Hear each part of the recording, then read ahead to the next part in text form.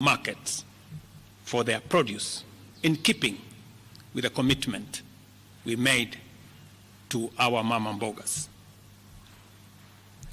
To accelerate manufacturing, last year we imposed levies on importation of clinker that can be manufactured in Kenya.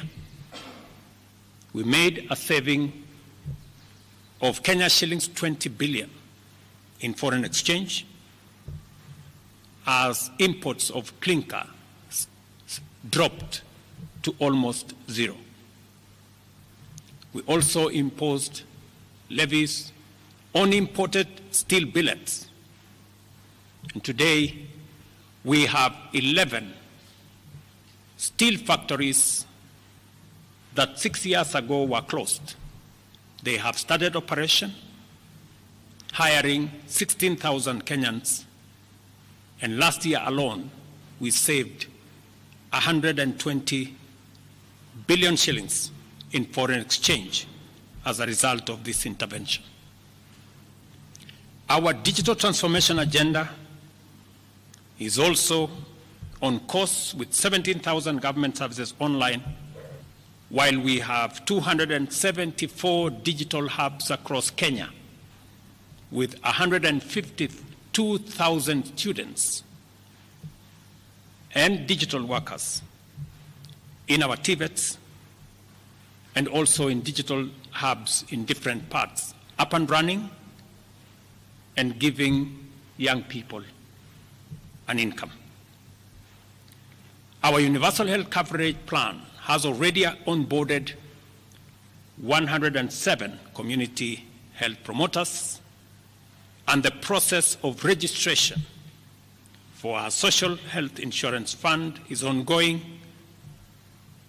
on its way to launch on the new date of 1st of October 2024 that will make it possible for every Kenyan to have a health insurance, and for those suffering from critical illnesses to have access to the critical illness fund, making it possible for every Kenyan to have access to treatment without the burden of having to fund it.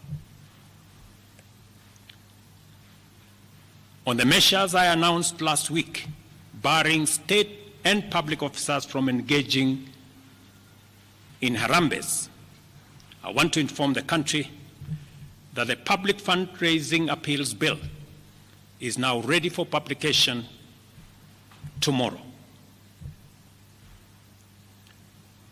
However, even with the progress we have made, I am acutely aware that the people of Kenya have very high expectations of me.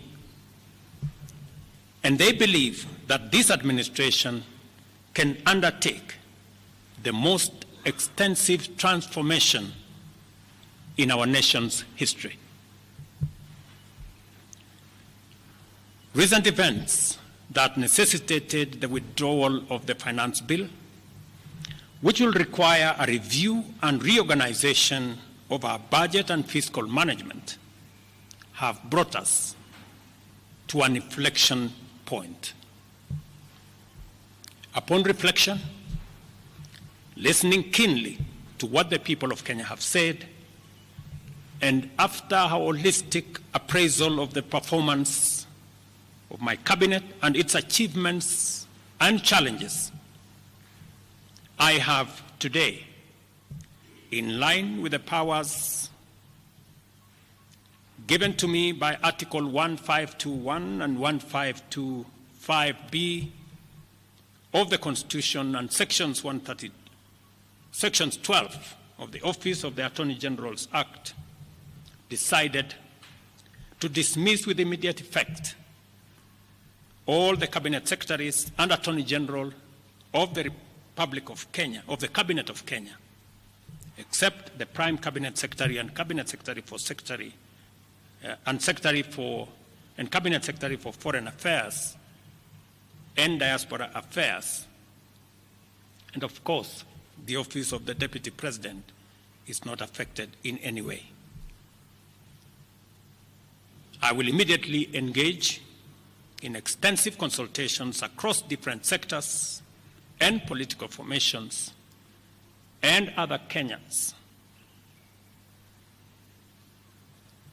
both in public and private, with the aim of setting up a broad-based government that will assist me in accelerating and expediting the necessary, urgent, and irreversible implementation of the program that we have, including other radical measures and programs to deal with the burden of debt, to explore raising domestic resources and revenues, expanding job opportunities,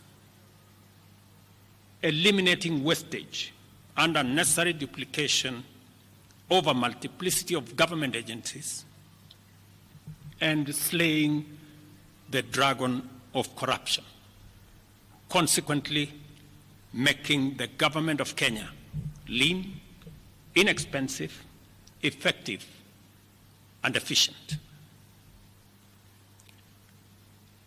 During this process, the operations of government will continue uninterrupted under the guidance of principal secretaries and other relevant officials. I will be announcing additional measures and steps in due course. Thank you very much, and God bless our great country, Kenya. Asanteni sana.